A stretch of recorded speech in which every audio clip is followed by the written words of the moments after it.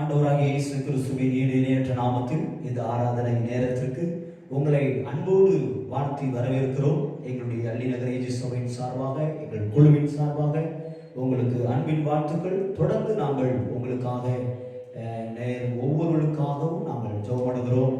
நிச்சயமாய் தேசத்திலே தேவன் ஒரு பெரிய மாற்றத்தை கட்டளையிட அவர் வல்லவராய் இருக்கிறார். இப்பொழுதும் இந்த ஆராதனை ஆரம்பத்திற்காக நாம் ஜெபத்தை ஏறெடுக்க போகிறோம். எங்கள் அன்பின் பரலோக தகப்பனே, இந்த காலை நேரத்துக்காக நன்றி செலுத்துவோம். இயேசுப்பா, இந்த பரிசுத்த ஓய்வு நாளிலும் மனமகிழ்ச்சி நாளிலும் உடைய சமூகத்திலே வருவதற்கு கர்த்தர் எங்களுக்கு தந்த ஒரு பெரிதான கிருபைகளுக்காக நாங்கள் நன்றி செலுத்துவோம். இயேசுப்பா, இந்த நாளிலே ஆண்டவரே நாங்கள் பாடல்களை பாடி உடைய சமூகத்திலே ஆராதிக்கும்படியாகவும் உங்களுடைய திருவார்த்தையை கேட்கும்படியாகவும் ஆண்டவரே நாங்கள் வந்திருக்கிறோம்.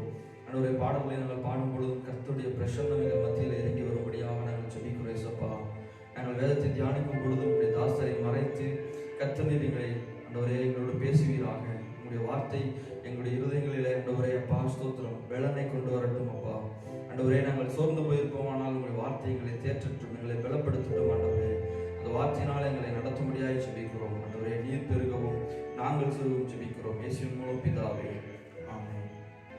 நாம் யாவரும் ஒரு பாடலை பாடி கர்த்தருடைய நாமத்தை மகிமைப்படுத்துவோம். நீர் என்னோடு இருக்கும்போது என்னாலும் வெற்றி வெற்றியே என்று சொல்லி கர்த்தருடைய தாசன் பாடின இந்த பாடல் சேர்ந்து பாடுவோம். கர்த்தருடைய நாமத்தை உயர்த்துவோம். ஆகவே தோல்வி எனக்கில்லை, தோற்று போவதில்லை என்று சொல்லி பாடுவோம். நீர் என்னோடு இருக்கும் போது என்னாலும் வெற்றி வெற்றியே. நீர் என்னோடு இருக்கும் போது என்னாலும் வெற்றி வெற்றியே. தோல்வி எனக்கில்லையே, நான் தோற்று போவதில்லையே. தோல்வி எனக்கில்லையே, நான் தோற்று போவதில்லையே. நீர் என்னோடு இருக்கும் போது என்னாலும் வெற்றி வெற்றியே. நீர் என்னோடு இருக்கும் போது என்னாலும் வெற்றி வெற்றியே. மழைகளை தாண்டிடுவே, கடும் பள்ளங்களை கடந்திடுவே. மழைகளை தாண்டிடுவே, கடும் பள்ளங்களை கடந்திடுவே. சதிகளை முறியடிப்பே, சாத்தானை ஜெயித்திடுவே. பொல்லா சதிகளை முறியடிப்பே, சாத்தானை ஜெயித்திடுவே. ஹல்லேலூயா ஹல்லேலூயா ஹல்லேலூயா ஹல்லேலூயா ஹல்லேலூயா ஹல்லேலூயா ஹல்லேலூயா ஹல்லேலூயா ஹல்லேலூயா ஹல்லேலூயா ஹல்லேலூயா ஹல்லேலூயா. நீர் என்னோடு இருக்கும் போது என்னாலும் வெற்றி வெற்றியே. இயேசு என்னோடு இருக்கும் போது என்னாலும் வெற்றி வெற்றியே. சிறைச்சாலை கதவுகளோ என் துதியினால் உடைத்திடுமே. சிறைச்சாலை கதவுகளோ என் துதியினால் உடைத்திடுமே. அபிஷேகம் எனக்குள்ளே, நான் ஆடி பாடி மகிழ்ந்திடுவே. அபிஷேகம் எனக்குள்ளே, நான் ஆடி பாடி மகிழ்ந்திடுவே. ஹல்லேலூயா ஹல்லேலூயா ஹல்லேலூயா ஹல்லேலூயா ஹல்லேலூயா ஹல்லேலூயா ஹல்லேலூயா ஹல்லேலூயா ஹல்லேலூயா ஹல்லேலூயா ஹல்லேலூயா ஹல்லேலூயா. நீர் என்னோடு இருக்கும் போது என்னாலும் வெற்றி வெற்றியே. இயேசு என்னோடு இருக்கும் போது ஆமென் என்னாலும் வெற்றி வெற்றியே. மரணமே கூரெங்கே, பாதாளம் ஜெயமெங்கே. மரணமே கூரெங்கே, பாதாளம் ஜெயமெங்கே. கிறிஸ்து எனக்கு ஜீவன்.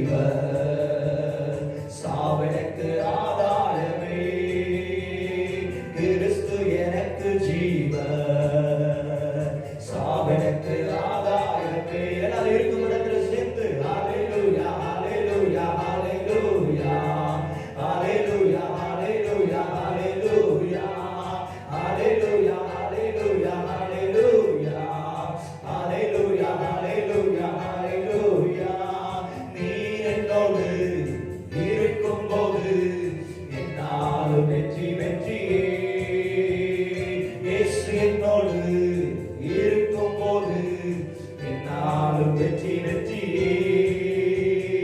படைகளை தாண்டிடுவே, கடும் பள்ளங்களை கடந்திடுவே, மலைகளை தாண்டிடுவே, கடும் பள்ளங்களை கடந்திடுவே, சதிகளை முறியடிப்பே, சாத்தானை ஜெயித்திடுவே, சதிகளை முறியடிப்பே, சாத்தானை ஜெயித்திடுவே. ஹல்லேலூயா ஹல்லேலூயா ஹல்லேலூயா ஹல்லேலூயா ஹல்லேலூயா ஹல்லேலூயா ஹல்லேலூயா ஹல்லேலூயா ஹல்லேலூயா ஹல்லேலூயா ஹல்லேலூயா ஹல்லேலூயா ஹalleluya hallelujah hallelujah hallelujah hallelujah hallelujah hallelujah hallelujah hallelujah hallelujah hallelujah hallelujah rigalaraba shigalabala ribalarabala ribalabala shagalabala ribalarabala Rikabala Ramana Shikara Bala Bala Ribala Ramana Bala Ribala Bala Ramana Marikabala Sha Rikabala Ramana Gala Ribala Bala Bala Shikara Bala Gala Rikabala Duramara Rikabala Sheriri Durukabala Dudu Rikabala Gabala Shikabori Akabala Rema Rikabala She Rikabala Radura Karava Ribori Akabala Radura Rikabo Shikabori Akarava Kava Ria Dura Kabala Rikabala Shire Kabora Kabala Rababa. Hallelujah Hallelujah Hallelujah. இருக்கிற இடத்துல கரங்களை தட்டி கர்த்தருடைய நாமத்தை உயர்த்தி ஆமென். கர்த்தரில் மகிழ்ந்திருப்பது, கர்த்தருக்குள் மகிழ்ச்சியாயிருப்பது அது நம்முடைய பலனாயிருக்கிறது. அவர் நமக்கு புதிய பலனை தருகிறார், அவர் நமக்கு புதிய கிருபைகளை தருகிறார், அவர் நமக்கு தேவ வார்த்தையினால் நமக்குள்ளே தேவ சமாதானத்தை கட்டளையிடுகிறவராய் இருக்கிறார். ஆமென்.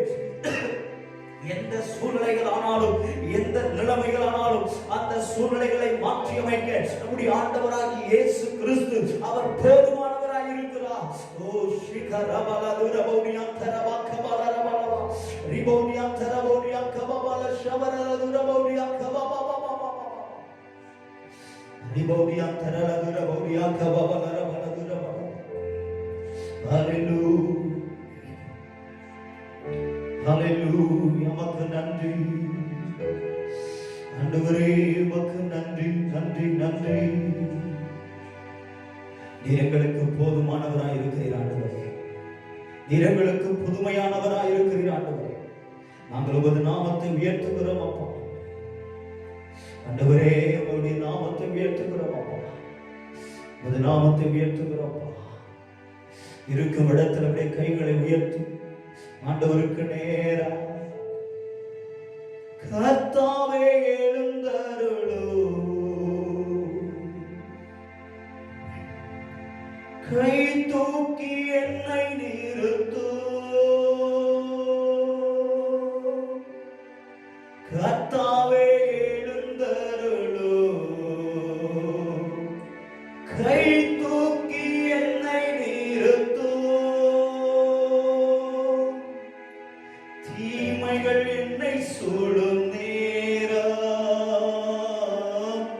தீயவன் என்னை சூழும் நேரம், தூயவரே ரட்சியோ, தூயவரே ரட்சியோ, திக்கற்ற பிள்ளைகளுக்கு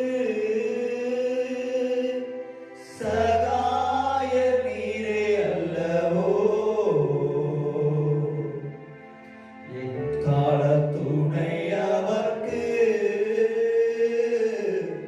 நிற்பவரும் நீரே அல்லவோ, திக்கற்ற பிள்ளைகளுக்கு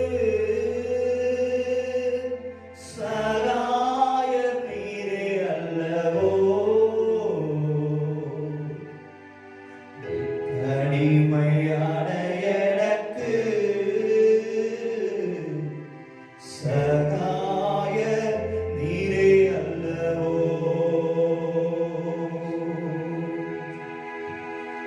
என்றைக்கும் மறைந்திருப்பீரோ, தூரத்தில் நின்று விடுவீரோ. என்றைக்கும் மறைந்திருப்பீரோ, தூரத்தில் நின்று விடுவீரோ. பேதைகளை மறைப்பீரோ, ஏழைகளை மறப்பீரோ. இயேசுவே மனம் இறங்கும், இயேசுவே மனம் இறங்கும். திக்கற்ற பிள்ளைகளுக்கு சகாய நீரே அல்லவோ. எக்காலம் துணை அவர்க்கு நிற்பவரும் நீரே அல்லவோ. திக்கற்ற பிள்ளைகளுக்கு சகாய நீரே அல்லவோ. எக்காலம் துணை அவர்க்கு நிற்பவரும் நீரே அல்லவோ. தனிமையான எனக்கு சகாய நீரே அல்லவோ. ஆதரவற்ற எனக்கு பக்கபலம் நீரே அல்லவோ. பக்கபலம் நீரே அல்லவோ.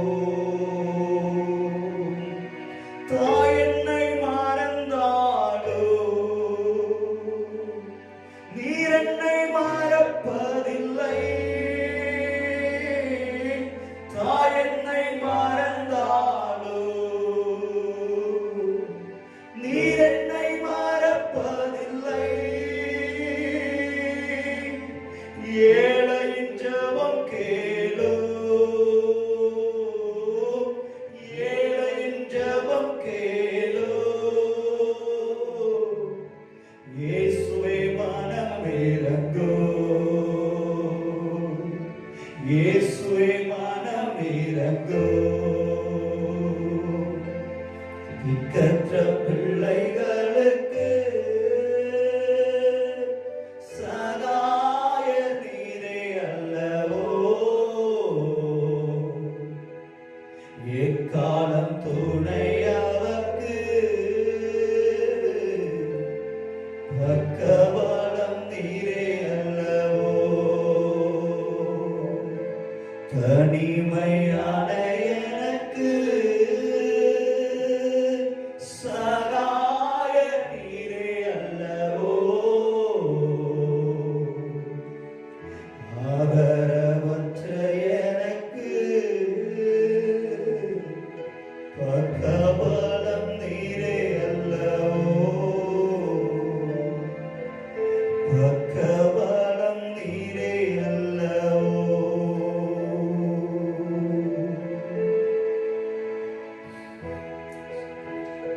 அவர்தான் நமக்கு பக்கபலம். அவர்தான் நமக்காக என்றைக்கும் நிற்கக்கூடிய ஆதரவாளர். அவரே நமக்கு போதுமானவராய், அவரே நமக்கு எல்லாவற்றிற்கும் எல்லாமாய் இருக்கும்படியா அவரையே நாம் நம்பி ஜீவிப்போம், ஜெபிப்போம். நிச்சயமாய் நம்முடைய வாழ்வில் ஜெயம் பெறுவோம். தேசத்திற்காக நாம ஜெபம் பண்ணலாம். இன்றைக்கு நாம் எந்த நிலைமையில், எந்த சூழ்நிலையில் இருந்தாலும் ஒரு நிமிடம் தேசத்திற்காக நாம ஜெபிக்கலாம். தேசம் இந்த அவல நிலையிலிருந்து மாற்றம் பெற்று, எங்கள் தேசம் இந்த நெருக்கடியிலிருந்து மீட்கப்பட்டு எங்கள் தேசத்தில் உள்ள தலைவர்கள், அதிகாரிகள், ஜனங்கள் எல்லாம் இந்த கொள்ளை நோயினால் காக்கப்பட்டு ஆசீர்வதிக்கப்பட இயேசுவின் நாமத்தில் நாங்கள் ஜெபமிடுகிறோம். அடுத்த அலை என்று சொல்லுகிறார்கள். இயேசுவின் நாமத்தினால் அவைகளுக்கெல்லாம் ஜனங்களை விலக்கி காப்பாற்றுவீராக, குழந்தைகளை காப்பாற்றுவீராக. இயேசுவின் நாமத்தினால் நாங்கள் ஜெபமிடுகிறோம் ஆண்டவரே.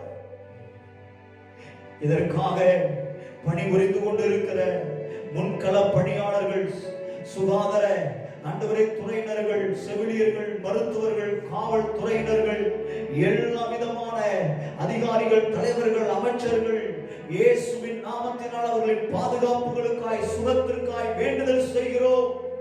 கர்த்தர் அவர்களை ஆசீர்வதிப்பீராக. கர்த்தர் அவர்கள் குடும்பங்களை காப்பாற்றுவீராக.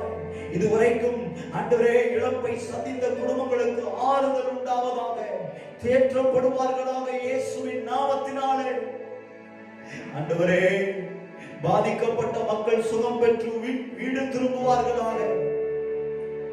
ஆண்டவருடைய பாதுகாப்பு ஒவ்வொருவருக்கும் இருப்பதாக. அன்றாட தேவைகள் சந்திக்கப்படுவதாக. குறைவுகளை கர்த்தர் நிறைவாய் மாற்றுவீராக. இந்த நாட்களில் இதெல்லாம் தடைபட்டு கிடக்கிறதோ, இடங்களை வாங்க அல்லது வீடுகளை கட்ட, திருமண தடைகள், குழந்தை வாக்கியத்தின் தடைகள், இயேசுவின் நாமத்தினால அந்த தடைகள் எல்லாம் மாற்றப்படுவதாக. ஏற்ற நேரத்தில் எங்கள் ஆண்டவராகிய இயேசு கிறிஸ்து நன்மை செய்வீராக, வாய்க்கப்படுவீராக. ரட்சிக்கப்படுகிறவர்கள் ஆண்டவரை சேர்த்துக் கொள்ளப்படுவார்களாக. ஆங்காங்கே தேவனுடைய நாமம் மகிமைப்படுவதாக. எல்லா ஆண்டவரை ஸ்தாபனங்களுக்காய், எல்லா ஊழியர்களுக்காய், எல்லா விசுவாச குடும்பங்களுக்காய், ஊழியர் குடும்பங்களுக்காய், விசுவாசிகளின் குடும்பங்கள், பிள்ளைகளுக்காய் ஜெபமிடுகிறோம் ஆண்டவரே. கர்த்தருடைய அனுக்கிரகம் இருப்பதாக, கர்த்தருடைய ஆசீர்வாதம் இருப்பதாக, கர்த்தருடைய வழிநடத்துதல் இருப்பதாக. சகல ஜனங்களையும் இயேசு கிறிஸ்து பாதுகாத்து ரட்சித்து வழிநடத்துவாராக. நாங்கள் ஜெபமிடுகிறோம் ஆண்டவரே. எல்லா மக்களையும் நினைக்கிறோம். எங்கள் திருச்சபை மக்களை எல்லாரையும் நினைக்கிறோம். கர்த்தருடைய பாதுகாப்பு சிறு குழந்தைகள் முதல் பெரிய வயதான வரைக்கும் எல்லா குடும்பங்களிலும் தேவ சமாதானம் வெளிப்படுவதாக கட்டளையிடுவீராக. அதை பிள்ளைகள் நாங்கள் பெற்றுக்கொள்ள அர்ப்பணம் செய்கிறோம். உடைய வார்த்தைக்காய் கர்த்தரை ஸ்தோத்திரம் பண்ணுகிறோம். உடைய வார்த்தைக்காய் கர்த்தரை ஸ்தோத்திரம் பண்ணுகிறோம். இந்த நாட்களில் எங்களுக்கு பிரயோஜனம் உள்ள வார்த்தைகள், அந்த வார்த்தையினாலே நாங்கள் தைரியப்படட்டும். அந்த வார்த்தையினால் நீர் எங்களோடு பேசும் இடைவிடும் ஆண்டவரே. வார்த்தையை நாங்கள் சரியாய் பிடித்துக் கொண்டு கடைபிடித்து வாழ்க்கையில் முன்னேறி செல்ல கிருபை தாரும். எந்த சூழ்நிலையிலும் நீர் எங்களுக்கு கொடுக்கிற சமாதானத்தை இழக்காமல் இருக்க எங்களுக்கு கிருபை தாரும். தாழ்த்துகிறோம், எங்களை வெறுமையாக்குகிறோம். இயேசுவின் மூலம் ஜெபிக்கிறோம் நல்ல பிதாவே, ஆமென், ஆமென். ஆண்டவராகிய இயேசுவின் நாமத்தினாலே கர்த்தருடைய வார்த்தை நேரத்திற்கு உங்களை அன்போடு மீண்டுமாய் வாழ்த்தி வரவேற்கிறேன். கர்த்தருடைய வார்த்தை இந்த ஜூன் மாதத்தினுடைய வாக்குத்தத்த வார்த்தையை மையமாக வைத்து தியானித்துக் கொண்டு வருகிறோம். ஆகாயரே 2ஆம் அதிகாரம் 9வது வசனத்திலே கர்த்தருடைய தீர்க்கதரிசி மூலமாய் சபையிலே என்னுடைய சமாதானத்தை கட்டளையிடுவேன் என்று சொல்லி நாம் வாசித்தோம். அப்படி அந்த வாசித்த அந்த வேத வசனத்தின் அர்த்தத்தை நான் உங்களுக்கு விளக்கி சொன்னேன். சபை என்பது கட்டடம் மாத்திரமல்ல, நீங்களும் நானுமே தேவனுடைய ஆலயமாய் இருக்கிறோம் என்று சொல்லி போன வாரத்திலே நாம் அதை குறித்து பார்த்தோம். சமாதானத்தின் தேவன் அவர் தமது ஜனத்திற்கு சமாதானம் அருளுகிறவராய் இருக்கிறார். தேசத்துல சமாதானத்தை கட்டளையிடுகிறவராய் இருக்கிறார். ஜனங்களுக்கும் பரிசுத்தவான்களுக்கும் சமாதானத்தை கொடுக்கிறவராய் இருக்கிறார் என்று சொல்லி பார்த்தோம். அந்த வார்த்தையின்படிதான் தம்முடைய ஜனமாகிய அந்த ஜனத்தின் நடுவில் இருந்த அன்னாளுக்கு தேவன் தமது சமாதானத்தை எப்படி கட்டளையிட்டார், அதனால் அவருடைய மனதிலே ஏற்பட்ட சமாதானத்திற்கு அளவே இல்லை. அவள் அவ்வளவு பெரிய பொருத்தனை செய்து ஜெபித்துவிட்டு பின்பு அவள் துக்கமுகமாய் இல்லை, அந்த பொருத்தனையை நிறைவேற்றி முடித்தார்கள் என்று சொல்லி நாம் பார்த்தோம். எனக்கு அன்பான தேவ பிள்ளைகளே, இந்த நாளிலும் கூட சமாதானத்தின் தேவன் என்கிற தலைப்பிலே நாம் கர்த்தருடைய வேதத்தை தியானம் செய்ய போகிறோம். வாசிக்கலாம். ஏசாயா எழுதின தீர்க்க தரிசன புஸ்தகம் 48வது அதிகாரம் 18வது வசனத்தை வாசிக்கலாம். என் கற்பனைகளை கவனித்தாயானால் கற்பனைகளை கவனித்தாயானால் நலமாயிருக்கும். அப்பொழுது உன் சமாதானம் நதியைப் போலும் உன் நீதி சமுத்திரத்தின் அலைகளைப் போலும் இருக்கும். சமுத்திரத்தின் அலைகளைப் போல் இருக்கும். ஆமென். அல்லேலூயா. கர்த்தருடைய தீர்க்க தரிசன வார்த்தை இன்றைக்கு காலை வேளையிலே இந்த ஆராதனையிலே என்னை பார்த்து கொண்டு கேட்டுக்கொண்டிருக்கிற தேவ பிள்ளைகளே, உங்களையும் என்னையும் பார்த்து தேவனுடைய வார்த்தை தீர்க்க தரிசனமாய் வருகிறது. கர்த்தருடைய சமாதானம் அது நதியை போல கடந்து வரும். ஆமென்.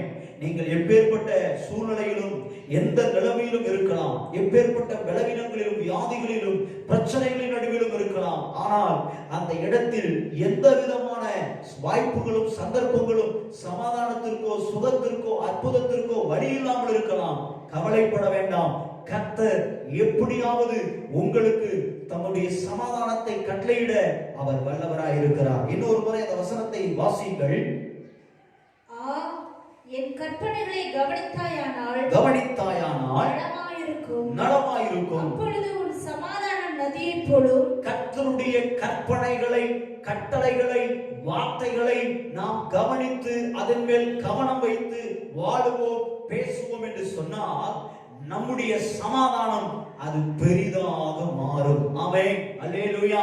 ஏற்கனவே நமக்கு இருக்கிற அந்த சமாதானத்தோடு அந்த சமாதானம் பெரிதாய் மாறுவதற்கு நாம் கர்த்தருடைய கற்பனைகளை கர்த்தருடைய கட்டளையை கர்த்தருடைய வார்த்தையை நாம் கவனத்தோடு வைத்துக் கொள்வோமானால் கவனிப்போமானால் அதை கடைபிடிப்போமானால் நம்முடைய வாழ்க்கையில சமாதானம் பெரிதாய் இருக்கும்.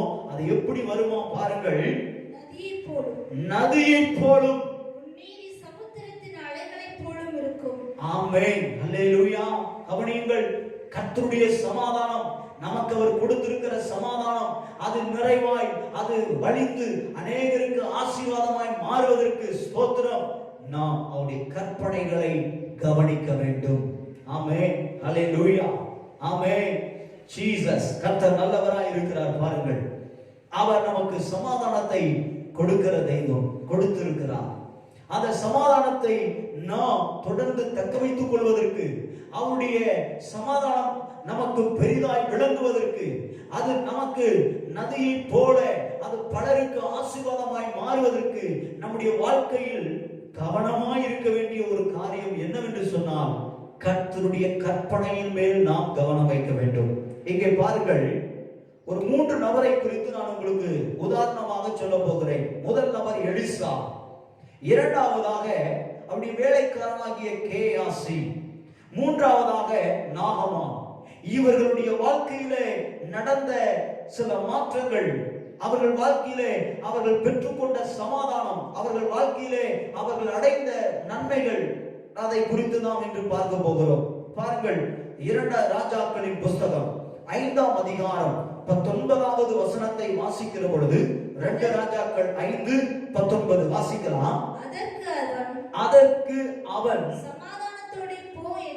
சமாதானத்தோட போ என்றான். இவன் புறப்பட்டு கொஞ்ச தூரம் போன போது. ஆமென். நல்ல கவனிங்க. வேதம் தெளிவாய் நமக்கு சொல்கிறது. அதற்கு அவன் என்கிற இடத்தில் எலிசாவை நாம் வைத்துக் கொள்ள வேண்டும். எலிசா தான் அந்த வார்த்தையை இவன் புறப்பட்டு கொஞ்சம் தூரம் போன போது, இவன் என்று சொன்னால் அது நாகமானை குறிக்கிறது. நாகமான். பாருங்கள், அதற்கு எலிசா சமாதானத்தோட போ என்றான்.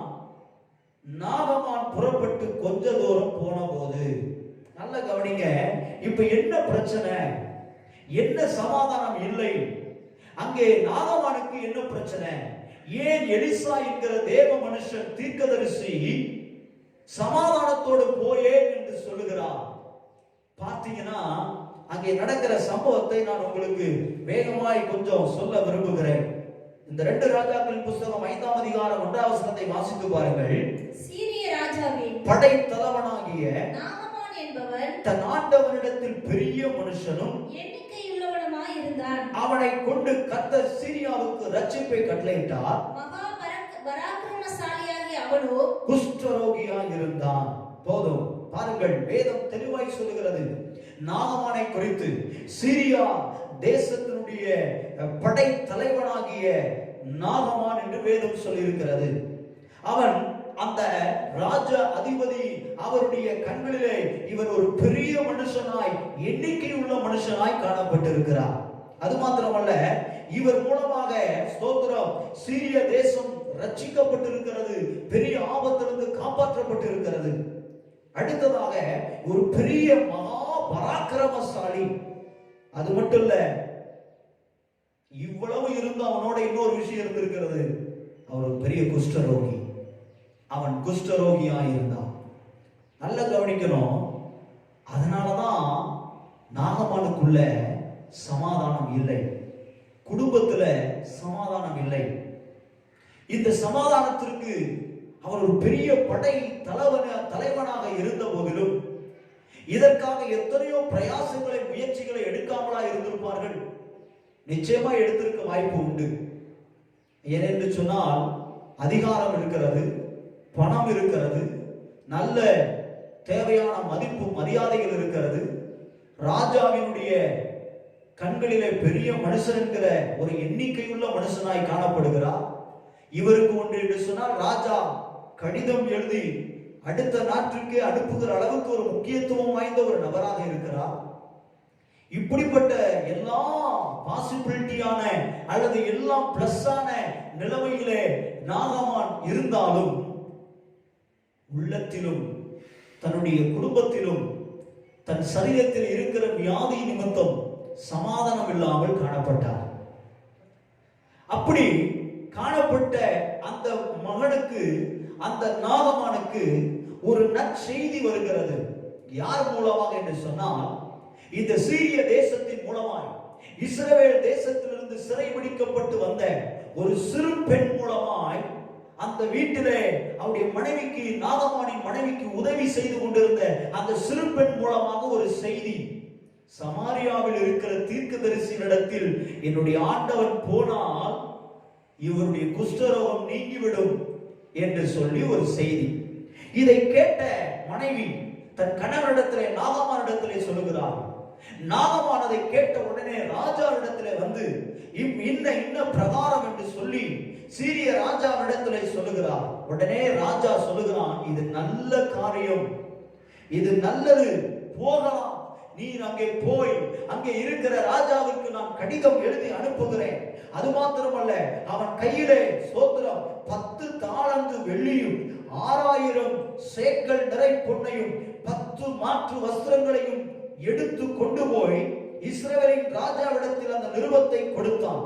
நிருபத்தை எழுதி எல்லாத்தையும் கொடுத்து ராஜாவிட்ட போய் கொண்டு போய் கொடு என்று சொல்லி, எப்படியாவது நீ சுகம் பெற வேண்டும்.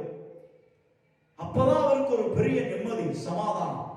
எனக்கு அன்பான தேவ பிள்ளைகளே, இன்றைக்கு நம்முடைய வாழ்க்கையிலும் ஒரு சிறு பலவீனமோ அல்லது பெரிய பலவீனமோ, சிறு வியாதியோ பெரிய வியாதியோ நம்மை தொந்தரவு படுத்துகிற பொழுது நம்முடைய மனம் சமாதானத்தை இழந்து விடுகிறது. நம்முடைய குடும்பம் அந்த சமாதானத்தை, சந்தோஷத்தை இழந்து விடுகிறது. நம்மை சுற்றியுள்ளவர்கள், நம்மை நேசிப்பவர்கள் அந்த சமாதானத்தை இழந்து தவிக்கிறதை இன்றைய காலகட்டத்தில் நாம் பார்க்க முடிகிறது, கேட்க முடிகிறது. அவர்களுக்காக நாம் பல ரீதியில் பிரார்த்தனைகளை, ஜெபங்களை ஏறெடுக்க முடிகிறது. எனக்கு அன்பான தேவ பிள்ளைகளே, ஆனால் எவ்வளவு பெரிய சமாதான குறைவுக்கும் காரணமாயிருக்கிற எவ்வளவு பெரிய வியாதியாயிருந்தாலும், பலவீனமாயிருந்தாலும், பிரச்சனையாயிருந்தாலும், ஆமென், நாம் வர வேண்டிய, போக வேண்டிய, கேட்க வேண்டிய இடத்தில் ஆண்டவரிடத்தில் கேட்கும் பொழுது அதிலிருந்து விடுதலை பெற முடியும் என்பதற்கு இந்த நாகமான் குஷ்டரோகி ஒரு பெரிய சாட்சியாய் காணப்படுகிறார்.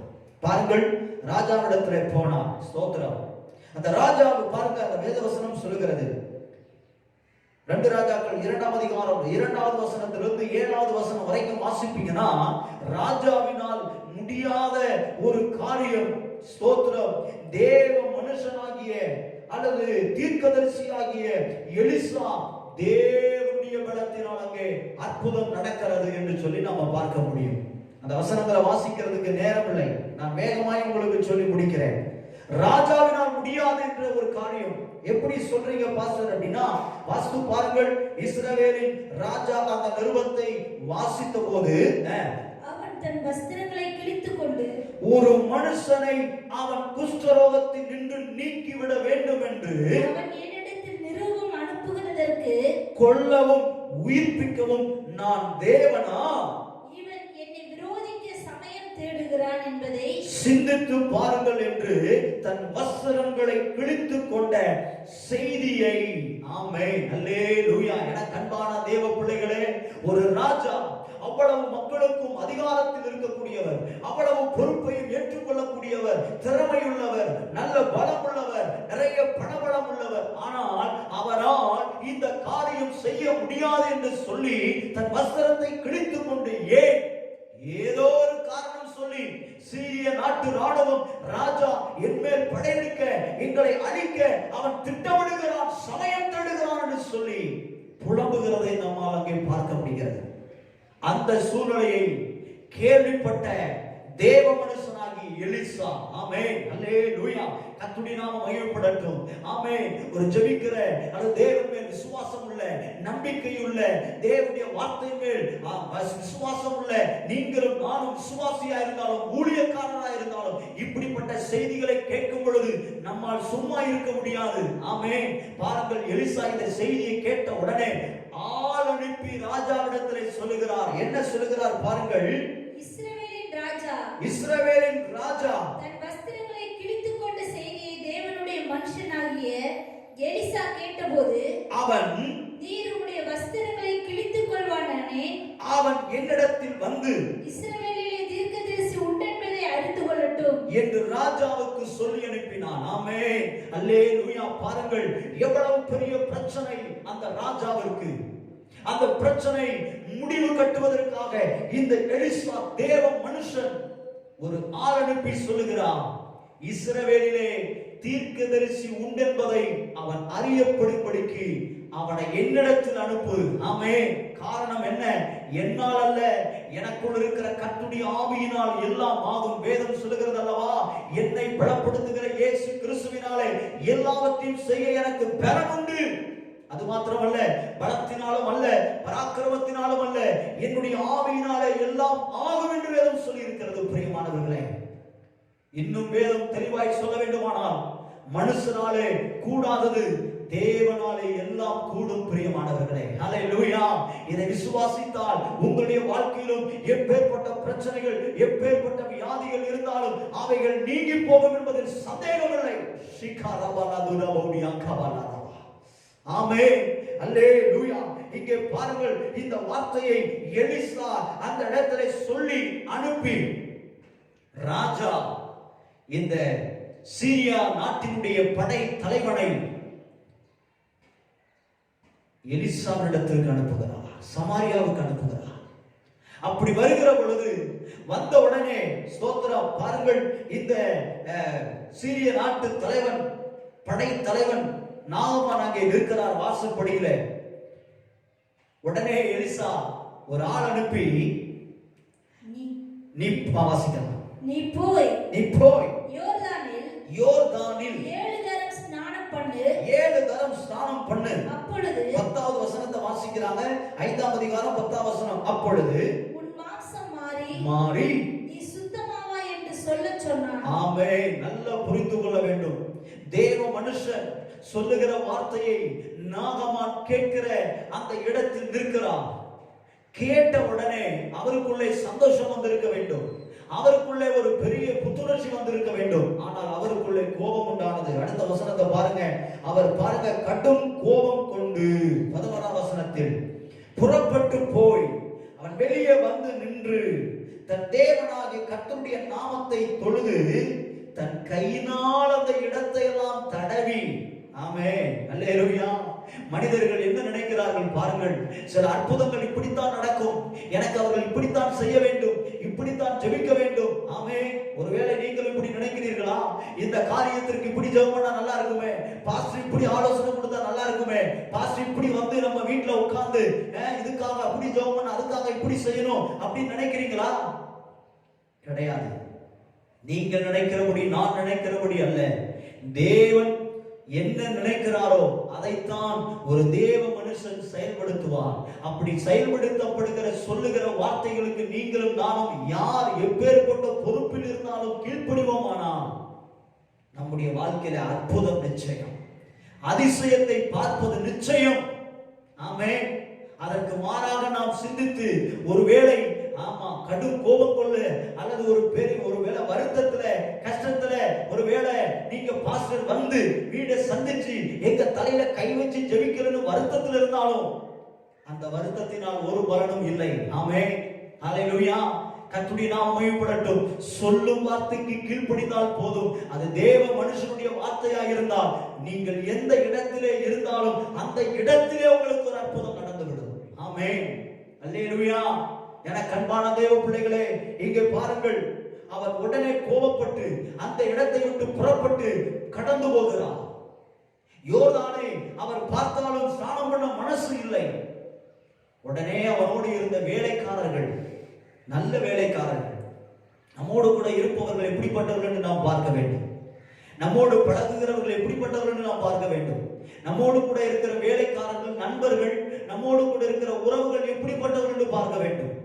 இன்னும் நம்மை கோபம் ஊட்டுகிறவர்களா அல்லது நமக்கு நல்ல ஆலோசனை கொடுத்து அதை தேவ மனுஷனுடைய வார்த்தை அதற்கு கீழ்ப்படியுங்கள் என்று சொல்லுகிறவர்களா என்று பார்க்க வேண்டும். இங்கே வேலைக்காரர்களை பாருங்கள், என்ன சொல்லுகிறார்கள் பாருங்கள். 11வது வசனத்திலே, அந்த இடத்தை தடவி விடுவான் என்று எனக்குள்ளே நினைத்தேன், நான் ஸ்நானம் பண்ணி சுத்திகரிப்பதற்கு தமஸ்குவின் நதிகளாகிய ஆர்னாவும் பர்பாரும் நல்லதல்லவோ என்று சொல்லி உக்கரத்தோடு திரும்பினான்.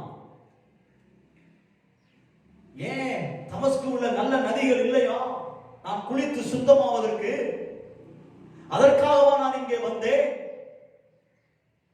என்று சொல்லி உக்கரத்தோடு திரும்பினான். அதற்கு அந்த வேலைக்காரர்கள் பாருங்கள், ஊழியக்காரர்கள் 13வது வசனத்துல சமீபத்தில் வந்து அவங்க பக்கத்துல அந்த குஷ்ரோகியா இருக்கிற அல்லது நாகமானுக்கு பக்கத்துல வந்து அவனை நோக்கி, தகப்பனே, அந்த தீர்க்கதரிசி ஒரு பெரிய காரியத்தை செய்ய உமக்கு சொல்லி இருந்தால் அதை நீ செய்வீர் அல்லவா? ஸ்நானம் பண்ணும் அப்பொழுது சுத்தமாவீர் என்று அவர் உம்மோடு சொல்லும்போது அதை செய்ய வேண்டியது எத்தனை அதிகம் என்று சொன்னார்கள். இது ஒரு லகுவான காரியம் ஐயா. அவர் சொன்ன பெரிய காரியம் சொல்லி இருந்தால் அதை செஞ்சிருப்பீர் அல்லவா? இதை செய்யறதுக்கு என்ன, ஏன் உமக்கு கோபம், இதை செய்யும் என்று சொல்லி அவர்கள் தகப்பனே என்று சொல்லி கேட்கிறார்கள். அந்த ஊழியக்காரர்கள், அந்த வேலைக்காரர்கள், அவரோடு கூட இருந்தவர்கள், கூட வந்தவர்கள்.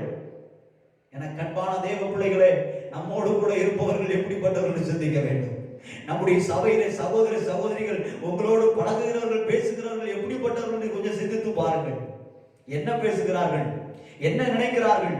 தேவ மனுஷன், உங்களுடைய போதகர் உங்களிடத்தில் சொல்லுகிற வார்த்தைகளை உங்களோடு கூட நெருங்கி பழகுகிற அல்லது உங்க சபையில அல்லது அருகில பக்கத்துல உட்கார்ந்தவங்க என்ன பேசுகிறாங்க? இன்னும் கொஞ்சம் உங்களை கோபம் ஊட்டுற மாதிரி பேசுறாங்களா? இந்த நாட்கள்ல எந்த போதகரும் உங்கள் வீடுகளை சந்தித்து ஜெபிக்க முடியாத ஒரு சூழ்நிலையில் இருக்கிறோம்.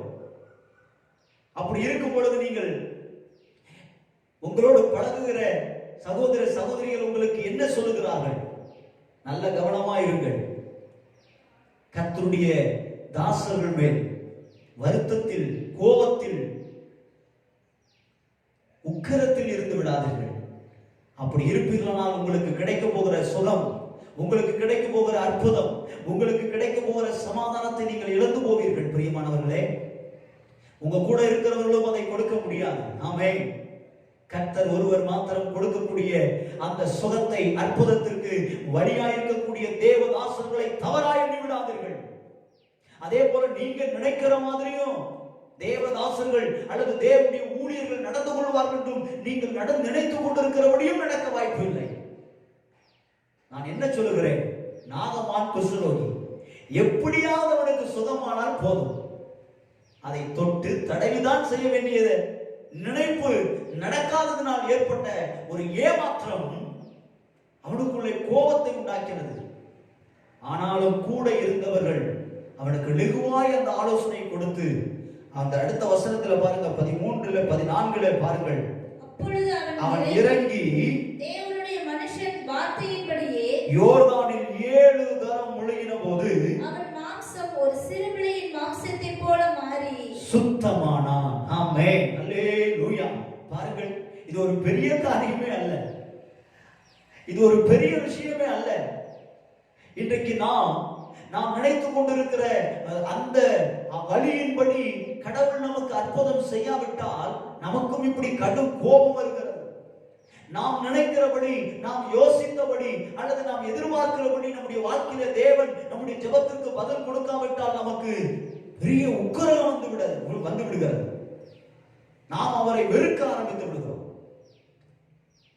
திரும்பி போக ஆரம்பித்து விடுகிறோம். என கண்பான தேவ பிள்ளைகளை நன்றாக புரிந்து விளங்கிக் கொள்ளுங்கள். கர்த்தர் நமக்கு என்ன செய்ய நினைத்திருக்கிறாரோ அது தடைபடாது. அதை அதினதின் காலத்தில் அவர் நேர்த்தியாய் செய்து முடிப்பார். அற்புதம், சுகம், விடுதலை, சமாதானத்தை ஏற்ற நேரத்தில் அவர் கட்டளையிடுகிறவராய் இருக்கிறார். நான் ஏசாயாவிலே வாசிக்கும் பொழுது முதல் வசனத்திலே சொன்னேன், அவருடைய கற்பனைகள் எல்லாம் கவனமாய் இருக்க வேண்டும். கற்பனை என்றால் கட்டளை, கட்டளை என்றால் தேவனுடைய வார்த்தை, அந்த வார்த்தையில் நாம் கவனமாய் இருக்க வேண்டும். இங்கே பாருங்கள், நாகமான் இறங்கி போய் தேவ மனுஷனுடைய வார்த்தையின்படியே யோர்தானில் 7 தரம் ஸ்நானம் பண்ணுகிறார். அல்லேலூயா, ஆமென். ஸ்நானம் பண்ண பிறகு யாருக்கு அற்புதம் நடந்தது? கூட இருந்தவர்களுக்கா, அல்லது தேவ மனுஷனுக்கா, அல்லது ராஜாவுக்கா, அல்லது அதிகாரிகளுக்கா? யாருக்கு நடந்தது? யார் கர்த்தருடைய மனுஷனுடைய வார்த்தையை கவனமாய் கேட்டு அதற்கு கீழ்ப்படிந்து யார் அதன்படி செய்தார்களோ அவருக்கு, பாதிக்கப்பட்டவருக்கு, சமாதானம் இல்லாமல் வாழ்பவருக்கு சுகம் கிடைத்தது. அதனால் பெரிய சமாதானம் கிடைக்கிறது.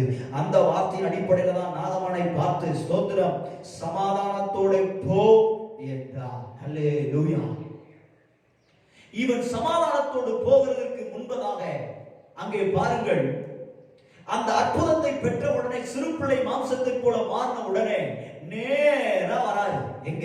எலிசா கிட்ட வந்த உடனே, எலிசா, என்னிடத்துல சில வெகுமதிகள், பணங்கள், கொஞ்சம் காசு கொண்டு வந்திருக்கிறேன், அல்லது கொஞ்சம் மாற்று வஸ்திரங்களை, 10 வஸ்திரங்களை கொண்டு வந்திருக்கிறேன், அதை என்னிடத்தில் காணிக்கையாய் நீ வாங்கிக் கொள்ளும் என்று சொல்லி எவ்வளவோ சொல்லியும் எலிசா அந்த இடத்தில் அந்த காணிக்கை வேண்டவே வேண்டாம் என்று தட்டி கழிக்கிறார். ஆமென்.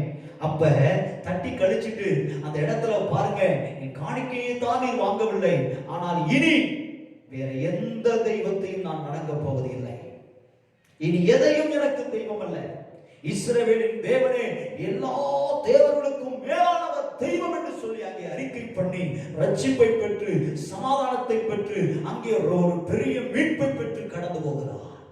இந்த வசனத்தை நீங்க வாசிப்பீங்கன்னா ரொம்ப தெளிவா சொல்வாரு. பாருங்க 15வது வசனம். ஆமென். அப்பொழுது அவன் தன் கூட்டத்தோடு எல்லாம் தேவனுடைய மனுஷனிடத்திற்கு திரும்பி வந்து அவனுக்கு முன்பாக நின்று, இதோ இஸ்ரவேலில் இருக்கிற தேவனை தவிர பூமி எங்கும் வேறே தேவன் இல்லை என்பதை அறிந்தேன். இப்போது உமது அடியேன் கையில் ஒரு காணிக்கை வாங்கிக் கொள்ள வேண்டும் என்றான். அதற்கு எலிசா என்ன செஞ்சிட்டார்னா, எந்த காரியமும் வேண்டாம் என்று சொல்லி அவனை தட்டுதல் பண்ணிவிட்டான். 17வது வசனத்துல பாருங்கள். அப்பொழுது நாகமான், ஆனாலும் 2 கோவேறு கழுதைகள் சுமக்கத்தக்க 2 பொதி மண் உமது அடியேனுக்கு கட்டளையிட வேண்டும். உமது அடியேன் இனி கர்த்தருக்கே அல்லாமல் அந்நிய தேவர்களுக்கு சர்வாங்க தகனத்தையும் பலியையும் செலுத்துவது இல்லை என்று சொன்னார். ஆமென். பெரிய ஒரு தீர்மானத்தை அன்றைக்கு நாகமான் எடுக்கிறார். அதற்கு கீழே ஒரு வார்த்தை சொல்லுகிறார். அந்த வார்த்தையில் தான் இவையெல்லாம் அடங்கிதான் அந்த வார்த்தை, நீ சமாதானத்தோடு போகிற வார்த்தை. ஆமென். அல்லேலூயா. அது என்ன வார்த்தை தெரியுமா? ஒரு காரியத்தை கர்த்தர் உமது அடியேனுக்கு மன்னிப்பாராக. 18வது வசனம். என் ஆண்டவன் படிந்து கொள்ள ரிம்மோன் என்கிற கோவிலுக்குள் பிரவேசிக்கும் போதே நான் அவருக்கு கைலாகு கொடுத்து ரிம்மோன் கோவிலிலே பணிய வேண்டியதாகும். இப்படி ரிம்மோன் கோவிலில் நான் பணிய வேண்டிய இந்த காரியத்தை கர்த்தர் உமது அடியேனுக்கு மன்னிப்பாராக என்றார். அல்லேலூயா. ஆமென். இந்த காரியத்தை அந்த தேவ மனுஷனிடத்துல சொல்லி அதற்கு ஒரு ஆலோசனை வாங்கி கொண்டு போகிறதற்கு அந்த நேரத்தில் அந்த இடத்தில் தான் இந்த வார்த்தை சொல்லப்படுகிறது. எந்த வார்த்தை? அதற்கு அவன் சமாதானத்தோடு போ. அல்லேலூயா. என்னை குறித்து தவறாய் நினைக்க வேண்டாம். நான் இப்படி அவருக்கு கைலாக கொடுக்க வேண்டும். என்னை கேட்டுக்கொண்டிருக்கிற தேவ பிள்ளையே, அல்லது ஒருவேளை நீங்கள் குடும்பத்தில் ஒருவர் தான் இயேசு அறிந்திருக்கிறீர்கள், அல்லது வேலை செய்யும் இடத்தில், உங்கள் குடும்பத்தில், உங்கள் ஊரில் உங்களை சுற்றி உள்ளவர்கள் பல வித்தியாசமான காரியங்களை செய்து கொண்டிருந்தாலும் சில நேரங்களில் தவிர்க்க முடியாமல் நீங்கள் அந்த இடத்திற்கு போக வேண்டிய, தவிர்க்க முடியாமல் சில காரியத்தில் இருக்க வேண்டிய நிர்பந்தங்கள் உங்களுக்கு வந்தாலும், அதனால் உங்களுக்கு ஏற்படுகிற மன உளைச்சல், அதனால் உங்களுக்கு ஏற்படுகிற பலவீனங்கள், கஷ்டங்கள், அதனால் உங்களுக்கு ஒரு பெரிய சமாதானத்தை இழந்து தவிக்கிறீர்கள்.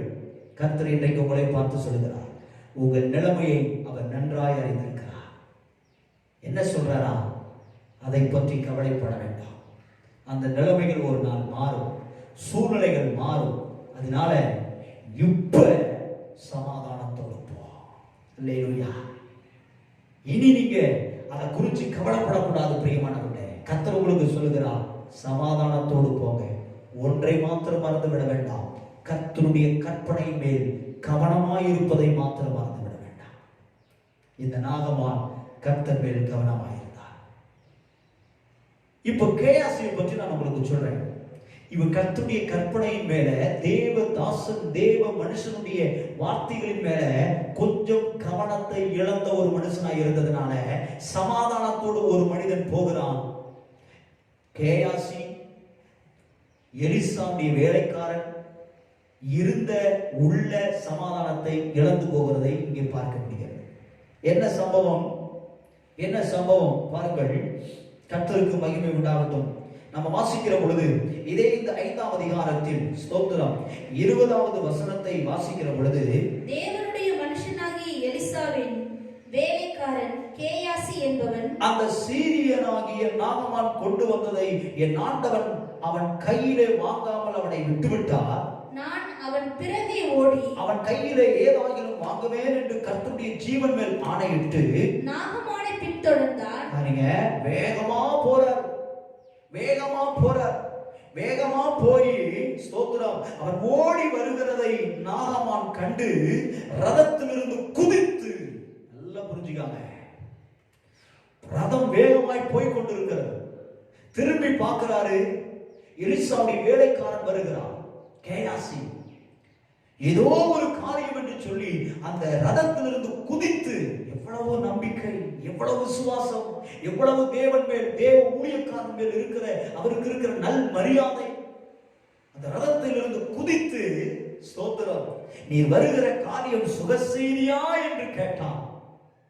அதற்கு அந்த வேலைக்காரன் சொல்றான் பாருங்க, சுக செய்தி தான், பொய் சொல்லுகிறான். என்ன சொல்றான் பாருங்க, தீர்க்கதரிசிகளின் புத்திரரில் 2 வாலிபர் இப்போதான் எப்ராயிம் மலை தேசத்திலிருந்து வந்தாங்க. அவர்களுக்கு 1 தாலந்து வெள்ளியும் 2 மாற்று வஸ்திரங்களையும் தர வேண்டும் என்று கேட்க, 1 தாலந்து வெள்ளிக்கும் 2 மாற்று வஸ்திரத்துக்கும் தாங்கிட்ட இருந்த சமாதானத்தை, சுகத்தை, அற்புதத்தை தனக்கு அடுத்து வர்ற சந்ததிகளுக்கும் பாதிக்கிற மாதிரி நடந்து கொண்டான் இந்த கேயாசி. எனக்கு அன்பானவர்களே, நன்றாக புரிந்து கொள்ளுங்கள். அங்கே ஒரு பொய் பாருங்கள். அவர்களுக்கு 1 தாலந்து வெள்ளியும் 2 மாற்று வஸ்திரங்களையும் தர வேண்டும் என்று கேட்க, என் எஜமான் என்னை அனுப்பினார், ஆனால் எலிசா அனுப்பவே இல்லை. சரி, அடுத்து 23ஆம் வசனத்துல, தயவு செய்து 2 தாலந்தை வாங்கிக் கொள்ளும். யார் சொல்றா? ஒரு நாகமான், ஒரு சிறிய நாட்டு படை தலைவன் சொல்லுகிறார். அதுக்கு என்ன பண்ண? 2 தாலந்தை வாங்கிக்காயா, 1 தாலந்து இருக்கு, 2 மாற்று வஸ்திரத்தை வாங்கிக்கா அப்படின்னு சொல்லி அதை அவன் கையில கொடுக்காம 2 வேலைக்காரங்களை கூப்பிட்டு அவங்கள வீடு வரைக்கும் சுமந்துட்டு போக சொல்லி இறக்கி வச்சுட்டு வந்தாங்க. எனக்கு அல்லேலூயா. அன்பான தேவ பிள்ளைகளே, இங்கே பாருங்கள், அவன் எல்லாவற்றையும் முடித்து அவர்களை அனுப்பி வைத்து விட்டு, ஸ்தோத்திரம் 25ஆம் வசனத்துல 24ஆம் வசனத்துல அவன் மேட்டண்டைக்கு வந்த போது அவங்களை அனுப்பிவிட்டான். 25ல கேயாசியே எங்கே இருந்து வந்தாயின்னு எலிசா கேட்கிறார். அப்படி கேட்டதற்கு, உமது அடியான் எங்கும் போகவில்லை, நான் எங்கேயுமே போகலையா, அங்கேயே தான் இருக்கிறேன். உடனே தீர்க்கதரிசி 26ஆம் வசனத்துல சொல்றாரு பாருங்க, அப்பொழுது அவன், அந்த மனுஷன் உனக்கு எதிர்கொண்டு வர என் ரதத்திலிருந்து இறங்கி திரும்புகிற போது என் மனம் உன்னோடு இருக்கவில்லையா? என் கூடவே இருந்து கர்த்தருடைய வார்த்தையின்படி நான் சொல்லுகிற வார்த்தைகளை எல்லாம் கேட்டும் என் மனசு அப்பயாவது உன் கூட இருக்க வேண்டாமா? அவன் ரதத்திலிருந்து இறங்கும் போது, என் ரதத்திலிருந்து நீ இறங்கும் போதும் என் மனசு உன்னோட இல்லையா? அடுத்து சொல்ல, பணத்தை வாங்குகிறதற்கும் வஸ்திரங்களையும் ஒளிவத் தோப்புகளையும் திராட்சை தோட்டங்களையும் ஆடு மாடுகளையும் வேலைக்காரர்களையும் வாங்குவதற்கு இது காலமா என்று சொல்லி என் மனசு உன்னோட இல்லையா, உன் கூட செல்லலையான்னு சொல்லி கேட்கிறார். அப்படி கேட்டு 27ஆம் வசனத்தில், ஆகையால் நாகமானின் குஷ்டரோகம் உன்னையும் உன் சந்ததியாரையும் என்றென்றைக்கும் பிடித்திருக்கும் என்றான். உடனே அவன் உறைந்த மலை நிறைவான குஷ்டரோகியாகி அவன் சமூகத்தை விட்டு புறப்பட்டு போனான். ஒருவன் எங்கிருந்தோ வந்தார்,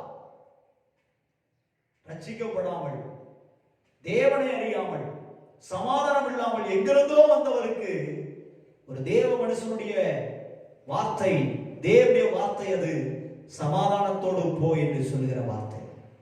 கூடவே இருந்தும் எல்லாவற்றையும் அறிந்தும் கர்த்தருடைய வார்த்தை, தேவ மனுஷனுடைய வார்த்தையை மேல் கவனம் இல்லாததினால், பொருளின் மேல் பணத்தின் மேல் ஆசை வந்ததினால் அந்த சமூகத்தை விட்டு போகும் பொழுது சமாதானத்தை இழந்து, நிம்மதியை இழந்து, வியாதியை சுமந்து கொண்டு தனக்கு மாத்திரமல்ல தன் பின் சந்ததிகளுக்கும் அந்த சாபத்தை எடுத்துக்கொண்டு போகிறதை, சமாதானத்தை இழந்து போகிறதை நம்மால் பார்க்க முடிகிறது. எனக்கு அன்பான தேவ பிள்ளைகளே, கடைசியா ஒரு வசனத்தை நாம் வாசிக்கலாம். ஏசாயா 48ஆம் அதிகாரம் 22வது வசனத்தை, துன்மார்க்கருக்கோ சமாதானம் இல்லை என்று கர்த்தர் சொல்லுகிறார். எனக்கு அன்பான தேவ பிள்ளைகளே, ஒரு மனிதன் துன்மார்க்கனாய் இருந்து கர்த்தரிடத்தில் தேடி வந்தவர் சமூகத்தில் வார்த்தையை கவனித்து கேட்டதற்கு கீழ்ப்படிந்து நடப்பானால் அவன் துன்மார்க்கத்திலிருந்து நீங்கி அவன் நீதிமானாக்கப்பட்டு அவன் சுகம் பெற்று அற்புதம் பெற்று விடுதலை பெற்று சமாதானத்தை பெற்றுக் கொள்கிறான். ஒருவன் நீதிமானாயிருந்து கர்த்தருடைய வார்த்தை மேல் கவனம் இல்லாமல், கர்த்தருடைய மனுஷனுக்கு கீழ்ப்படியாமல் பொய் சொல்லுகிற வாழ்க்கை வாழ்வானால் அவன் நீதிமானாய் இருந்தாலும் இறுதியில் அவன் துன்மார்க்கமான ஒரு மனிதனாய் மாறி கர்த்தருடைய சமாதானத்தை இழந்து போய்விடுகிறான். துன்மார்க்கருக்கோ, வாசியுங்கள், துன்மார்க்கருக்கோ சமாதானம் இல்லை என்று கர்த்தர் சொல்லுகிறார். இங்கே கேயாசிக்கு சமாதானம் இல்லை. எனக்கு அன்பான தேவ பிள்ளைகளே, இன்றைக்கு நாம் சற்று சிந்தித்து பார்த்து நம்முடைய வாழ்க்கையிலே கர்த்தருடைய கற்பனை கவனம் நமக்கு எப்படி இருக்கிறது? கர்த்தருடைய ஊழியக்காரர் மேல் நம்முடைய சிந்தனை எப்படி இருக்கிறது? குறை சொல்ல, குற்றம் சொல்ல, பழி சொல்ல, குற்றப்படுத்த, குற்றம் கண்டுபிடித்து, குறை கண்டுபிடித்து அவைகளை பேசிக் கொண்டிருப்போமானால் நாம் கர்த்தருடைய வார்த்தையின் கவனம் இல்லாமல் போகிறோம் என்று சொல்லி அர்த்தம். கூடவே இருந்தும், சபையிலே இருந்தும், தேவ மனுஷனோடே இருந்தும் பணாசை, பொருளாசை நமக்கு இருக்குமானால் நமக்கு சமாதானம் வராது, நமக்கு வேதனை வரும், சாபம் வரும், நமக்கு பின் சந்ததிகளும் அதிலே பாதிக்கப்படும். இந்த காலை நேரத்தில் இந்த செய்திக்கு அர்ப்பணித்து நம்மை கொஞ்சம் சிந்தித்து பார்த்து, ஆமென் ஆண்டவரே, நாகமானை போல ஸ்தோத்திரம், நான் என்னுடைய எல்லா சூழ்நிலைகளிலும் கர்த்தருடைய தாசன் சொன்ன வார்த்தைக்கு கீழ்ப்படிந்து, ஆமென், நான் நினைக்கிறபடி அல்ல, என் ஆண்டவர் நினைக்கிறபடி, தேவ மனுஷர்கள் நினைக்கிறபடி அதற்கு வார்த்தைக்கு கீழ்ப்படிந்து நான் செய்வேனானால் நான் சமாதானத்தை பெற்றுக் கொள்வேன். சமாதானத்தோட நான் வீடு திரும்புவேன். எனக்கும் என் அடுத்து வருகிற சந்ததிகளுக்கும் அந்த சமாதானம் நிறைவாயிருக்கும். அல்லது இந்த கேயாசியை போல கூடவே இருந்தும், சமூகத்திலே இருந்தும், அவருடைய ரதத்திலே போயும் அந்த மனம் இல்லாத இல்லாமல் போனால், கர்த்தருடைய வார்த்தை மேல் கவனம் இல்லாமல் போனால், பொய் சொன்னால், குறை குற்றம் யோசித்தோமானால், நம்முடைய வாழ்க்கையில உள்ள சமாதானத்தை இழந்து நமக்கு மாத்திரமல்ல நமக்கு அடுத்து இருக்கிற சந்ததிகளுக்கும் அந்த சமாதானத்தை இழந்து வியாதி அனுபவியும் பலவீனங்களையும் அனுபவிக்கிற ஒரு நிலைமை வந்துவிடும். அதற்கு உதாரணமாகத்தான் கேயாசி இருக்கிறார். இந்த காலை நேரத்தில் நம்மை அர்ப்பணித்து, ஆண்டவரே உமது வார்த்தை மேல் கவனமாயிருக்க எனக்கு கிருபை தாரும், உமது வார்த்தைக்கு கீழ்ப்படிய கிருபை தாரும், உம்முடைய தேவ மனுஷர்களின் வார்த்தைகளுக்கு கீழ்ப்படிய கிருபை தாரும், தடைகளை எல்லாம் நீக்கி போடும். தேவனுடைய நாமம் மகிமைப்பட என் வாழ்க்கை இருக்க வேண்டும், என் வார்த்தை இருக்க வேண்டும், என் செயல்கள் இருக்க வேண்டும். நான் பொய் சொல்கிறவனாக இருக்கக்கூடாது, நான் உண்மையுள்ள ஒரு தேவ பிள்ளைகளாக இருக்க வேண்டும். என்னை அர்ப்பணிக்கிறேன், என்னை விட்டுக் கொடுக்கிறேன் என்று சொல்லி என்னோடு சேர்ந்து ஜெபிக்கிற ஒவ்வொரு தேவ பிள்ளைகளுக்காக அடியான் ஜெபம் பண்ணுகிறேன். ஒவ்வொருவரையும் தெய்வம் ஆசீர்வதியும், ஒவ்வொருவரையும் தேவன் பொறுப்படுத்திக் கொள்ளும், ஒவ்வொருவர் மேலும் தேவனுடைய கரம் விளங்கட்டும். தாழ்த்துகிறோம், பெருமையாக்குகிறோம். உம்முடைய நாமம் மாத்திரம் மகிமைப்பட வேண்டும் ஆண்டவரே. நாங்கள் இன்றைக்கு கற்றுக்கொண்ட காரியம், நாகமானிடத்திலிருந்து நாங்கள் கற்றுக்கொண்ட காரியத்தை அதை கடைபிடிக்க கிருபை தாரும். கேயாசி இடத்திலிருந்து நாங்கள் கற்றுக்கொண்ட அந்த காரியத்தை நாங்கள் கடைபிடிக்க கூடாது, அதற்கு எங்களுக்கு கிருபை தாரும். உங்களை தாழ்த்துகிறோம், பெருமையாக்குகிறோம். இயேசுவின் நாமத்தில் அர்ப்பணித்து ஜெபிக்கிற ஒவ்வொருவரையும் கர்த்தர் தொடுவாராக. எப்பேற்பட்ட பலவீனத்தில், வியாதியில், தொல்லையில், சமாதானம் இல்லாமல், சந்தோஷம் இல்லாமல் எங்கெங்கெல்லாம் இருக்கிறார்களோ, எந்த இடத்தில் இருந்தாலும் பிள்ளைகளை கர்த்தர் தொட்டு ஆசீர்வதிப்பீராக, சுகம் தருவீராக, விடுதலை தருவீராக, உம்முடைய சமாதானத்தை நீ அனுப்புவீராக. தாழ்மையோடு ஜெபம் பண்ணுகிறேன். ஜெபங்கேலும் ஜீவனுள்ள நல்ல பிதாவே, ஆமென், ஆமென். நம்முடைய கர்த்தராகிய இயேசு கிறிஸ்துவின் கிருபையும், பிதாவாகிய தேவனுடைய அன்பும், பரிசுத்த ஆவியானவருடைய அன்யோன்யம், ஐக்கியம், சந்தோஷம், சமாதானம், வழிநடத்தலும், காவலும், சமாதானம், ஆமென், நம் அனைவரோடும் சகல பரிசுத்தவான்களோடும் உடைய வருகை மட்டும் அனைவரோடும் நிலைத்திருப்பதாக. ஆமென். என் ஆத்துமாவே கர்த்தரை ஸ்தோத்திரி, என் முழு உள்ளமே அவருடைய பரிசுத்த நாமத்தை ஸ்தோத்திரி. என் ஆத்துமாவே கர்த்தரை ஸ்தோத்திரி, அவர் செய்த சகல உபகாரங்களையும் மறவாதே. ஆமென். அல்லேலூயா, அல்லேலூயா, அல்லேலூயா. God bless you. பிரியமானவர்களே, உங்களுக்காக நாங்கள் தொடர்ந்து ஜெபிக்கிறோம். இந்த ஊழியத்தை உங்களுடைய ஜெபத்தினாலும், உழைப்பினாலும், உதாரத்துவமான காணிக்கையினாலும் நீங்கள் தாங்கி வருகிறீர்கள். தொடர்ந்து கர்த்தர் உங்களை ஆசீர்வதிப்பாராக. உங்களுக்காக தொடர்ந்து நாங்கள் ஜெபம் பண்ணுகிறோம். அள்ளிநகர் ஏஜி சபை மக்கள் கூகுள் மீட்டிலே அதிகாலையில் 5:30 மணிக்கு உங்களுக்கு நம்முடைய அதிகாலை ஜெபம் நடந்து கொண்டிருக்கிறது. அதில் தவறாமல் பங்கெடுக்க உங்களை அன்போடு கேட்டுக்கொள்கிறேன். அது மாத்திரமல்ல, கர்த்தருக்கு சித்தமானால் வருகிற நாட்களில் ஆமென், கர்த்தர் பெரிய காரியங்களை நம்முடைய குடும்பங்களில், வாழ்க்கையில் செய்வாராக. படிக்கிற பிள்ளைகளுக்காக நாங்கள் தொடர்ந்து விசேஷமாய் ஜெபம் பண்ணி கொண்டிருக்கிறோம். உங்களுடைய பண தேவைகளெல்லாம் தேவன் அற்புதமாய் சந்திப்பாராக. கர்த்தருடைய கிருபை உங்களோடு இருப்பதாக. கர்த்தர் தாமே நம்மை ஆசீர்வதிப்பாராக. இதுவரைக்கும் உங்களையும் ஆமென், நம்முடைய சபைகளையும் நம்முடைய எல்லா மக்களையும் நடத்தி இருக்கிறார். தொடர்ந்து தேசத்திற்காக நீங்கள் ஜெபம் பண்ணுங்கள். கர்த்தர் உங்களோடு இருப்பாராக. God bless you. ஆமென். நன்றி.